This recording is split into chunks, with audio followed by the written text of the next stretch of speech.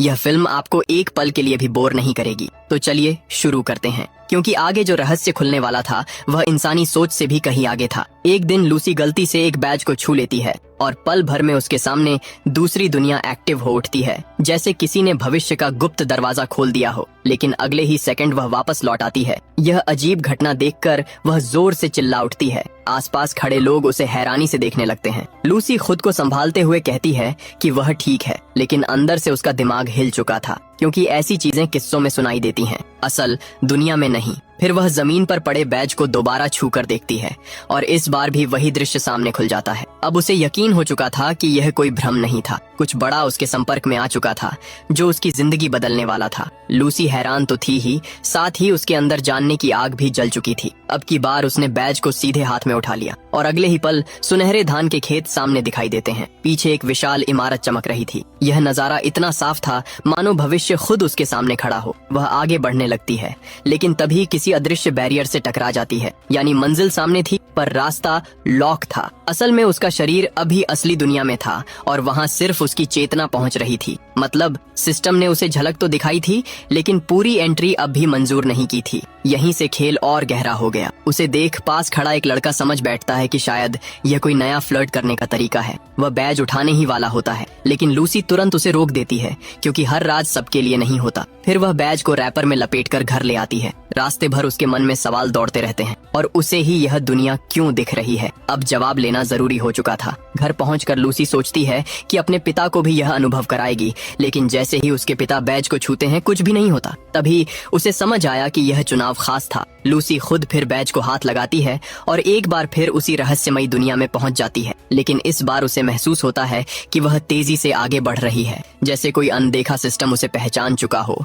और मंजिल की तरफ खींच रहा हो। उसके पिता को लगता है बेटी मजाक कर रही है और गुस्से में आकर बैज अपने पास रख लेते हैं, लेकिन लूसी इतनी आसानी से रुकने वाली नहीं थी। अब उसके भीतर सवाल नहीं, जिद जाग चुकी थी। रात को जब पिता सो जाते हैं तो वह चुपचाप उनके कमरे में जाती है और बैज उठाने लगती है। जैसे ही वह उसे छूती है वह फिर उसी सुनहरी दुनिया में पहुंच जाती है। अब वह बिना समय गंवाए सीधा इमारत की ओर कदम बढ़ाती है, लेकिन फिर वही अदृश्य वॉल उसे रोक देती है। अब लूसी समझ चुकी थी। तभी उसके दिमाग में एक उपाय आता है। वह दिशा तय कर साइकिल पर सवार हो जाती है और उसी ओर चल पड़ती है जहां इमारत थी। अब वह सच जाने बिना लौटने वाली नहीं थी, क्योंकि कुछ रहस्य पीछा नहीं छोड़ते। एक खुले मैदान में पहुंचकर जहां कोई बाधा नहीं थी, वह दोबारा बैज निकालती है और इस बार सीधे इमारत के भीतर पहुंच जाती है। अब असली दुनिया सामने थी। उसके सामने भविष्य की टेक्नोलॉजी से भरा शहर था, जहां बिना ट्रैक ट्रेनें दौड़ रही थीं। रॉकेट खुद वापस उतर रहे थे और गुरुत्वाकर्षण को मात देने वाले स्विमिंग पूल भी थे। यानी इंसान कभी कितना आगे सोचता था। लूसी रोमांच से भर उठती है। वह फौरन एक ट्रेन में चढ़ जाती है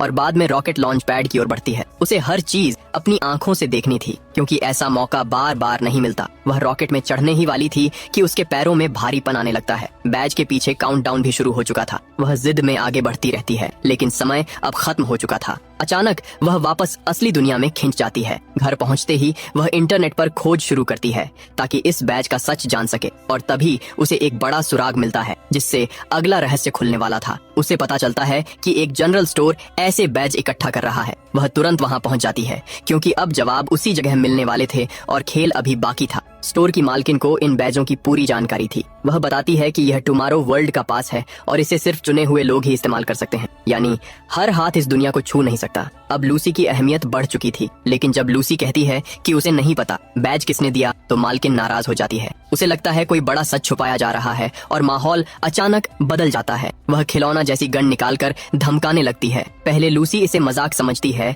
लेकिन अगले ही पल उसके चेहरे का रंग उड़ जाता है, क्योंकि खतरा अब सामने खड़ा था और रास्ता बंद लग रहा था। तभी खिड़की से एक मेटल बॉल अंदर आ गिरती है। मालकिन तुरंत खतरा पहचान लेती है, लेकिन बहुत देर हो चुकी थी। कुछ सेकंड में सब खत्म हो सकता था और मौत कमरे में दाखिल हो चुकी थी। तभी एक लड़की खिड़की तोड़कर अंदर आती है और लूसी से कहती है, तुरंत बाहर निकलो वरना लेजर किरणें उसे खत्म कर देंगी। लेकिन लूसी का हाथ बैज पर जाम हो चुका था। अब समय उससे तेज भाग रहा था। नई लड़की उसका हाथ पकड़ती है और आखिरी सेकंड में उसे बाहर खींच लेती है। इसके बाद दोनों मिलकर स्टोर मालिक से भिड़ जाती हैं। छोटी दिखने वाली वह लड़की बेहद ताकतवर थी और पलों में सबको गिरा देती है, लेकिन तभी सच सामने आता है कि स्टोर मालिक इंसान नहीं, रोबोट था। यह देखकर लूसी दंग रह जाती है। अब उसे समझ आने लगा था कि यह खेल इंसानों से कहीं बड़ा है। दोनों कार में बैठकर वहां से निकलती हैं। उसी ने चुपचाप लूसी को बैज दिया था, यानी यह मुलाकात पहले से तय थी। लेकिन जैसे ही लूसी को पता चलता है कि अथीना भी एक रोबोट है, वह घबरा जाती है, गाड़ी रोककर वहाँ से भाग निकलती है। अब भरोसा फिर टूट चुका था। अथीना उसका पीछा करने लगती है, लेकिन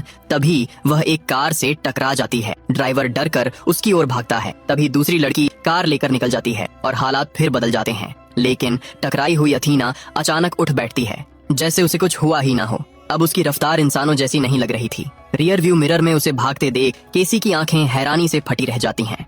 फिर अचानक वो लड़की तूफानी रफ्तार से गाड़ी के बोनट पर आ गिरी। केसी के हाथ पैर फूल गए और उसने ब्रेक पर पूरी ताकत से पैर दे मारा। झटके से पूरी कार हिल उठी और वो लड़की सीधे सामने की सीट से टकराई। लेकिन अगले ही पल उसने चाबी मोड़कर तोड़ डाली और दरवाजे का लॉक भी ऐसे जाम किया जैसे निकलना नामुमकिन हो। अब केसी के पास भागने का कोई रास्ता नहीं बचा था। उसे वही करना था जो वो रहस्यमयी लड़की चाहती थी। जब उसने देखा कि वो उसे चोट नहीं पहुंचा रही, तब उसने खुद को संभाला और सांसों पर काबू पाया। फिर उसकी बात सुनने के अलावा कोई चारा नहीं था। लड़की ने शांत आवाज में अपना नाम अतीना बताया और कहा कि वो फ्यूचर वर्ल्ड से आई एक रिक्रूटर है। उसका काम ऐसे लोगों को चुनना है जिनमें उम्मीद जिंदा हो, और केसी उसकी सूची का आखिरी चुना गया इंसान था। यानी अब आने वाले कल की डोर उसी के हाथ में थी। अतीना ने बताया कि भविष्य पर विनाश के बादल मंडरा रहे हैं। अगर जल्दी कुछ नहीं किया गया तो सिर्फ आने वाला समय नहीं, बल्कि आज की दुनिया भी राख में बदल जाएगी। अब मामला कल्पना नहीं बल्कि सच बन चुका था। लेकिन फ्यूचर वर्ल्ड तक लौटना इतना आसान नहीं था। उन्हें पहले फ्रैंक को ढूंढना जरूरी था।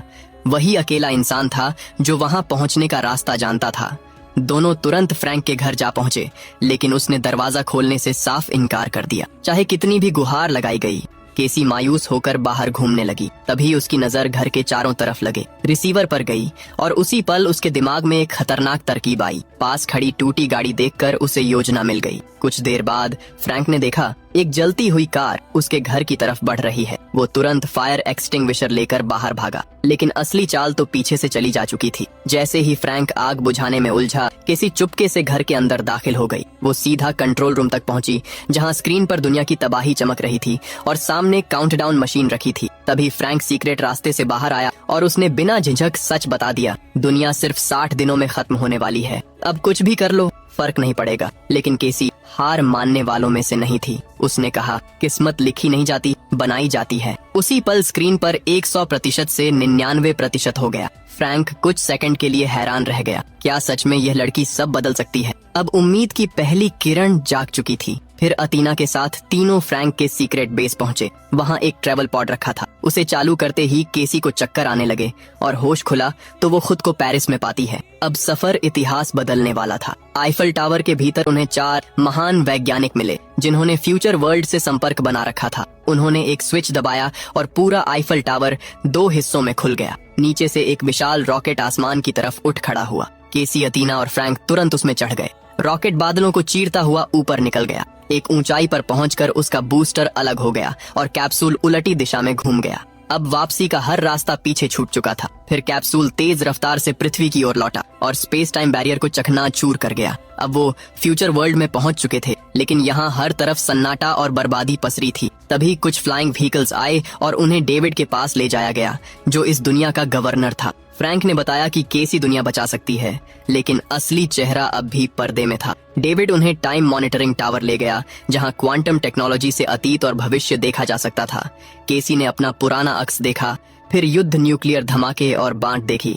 केसी ने पूछा, अगर सब जानते थे तो लोगों को बचाया क्यों नहीं गया? डेविड बोला, इंसान अपनी तबाही खुद चुनता है। हम सिर्फ काबिल लोगों को अपनाते हैं, बाकी दुनिया को उसके हाल पर छोड़ दिया गया। केसी को यह सोच भीतर तक चुभ गई। तभी उसने देखा कि दृश्य कुछ पल को बदल गए। उसे समझ आया, यह मशीन भविष्य नहीं दिखा रही, बल्कि डर फैलाकर इंसानों को खत्म कर रही है। यानी असली जहर यही टावर था। तीनों वापस डेविड के पास पहुंचे, लेकिन उसे कोई फर्क नहीं पड़ा। फ्रैंक समझ गया कि पूरी साजिश उसी की थी। उसने बिना देर किए डेविड पर हमला कर दिया और फिर आखिरी जंग शुरू हो गई। अतीना रोबोट्स से भिड़ गई, जबकि केसी ने बम फेंक दिया। धमाके में सारे रोबोट्स उड़ गए। डेविड भी इमारत के नीचे दब गया। अब खेल पूरी तरह पलट चुका था। तभी अतीना ने देखा कि फ्रैंक को गोली लगी है। वो उसके सामने आकर खुद ढाल बन गई। फ्रैंक उसे बचाना चाहता था, लेकिन उसका कोर बुरी तरह टूट चुका था। अब आखिरी फैसला लेना जरूरी था। पूरा टावर उड़ाने के लिए आत्मविस्फोट जरूरी था। फ्रैंक ने भारी दिल से उसे ऊपर उड़ाया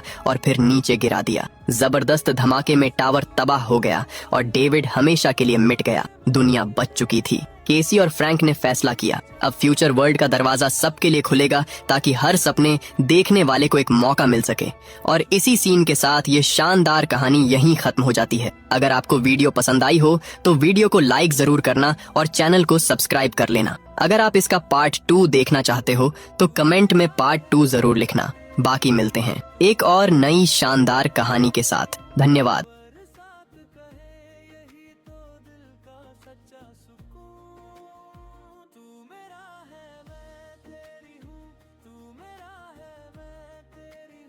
तेरे इश्क में खो जाऊं मैं, बस तेरा ही बन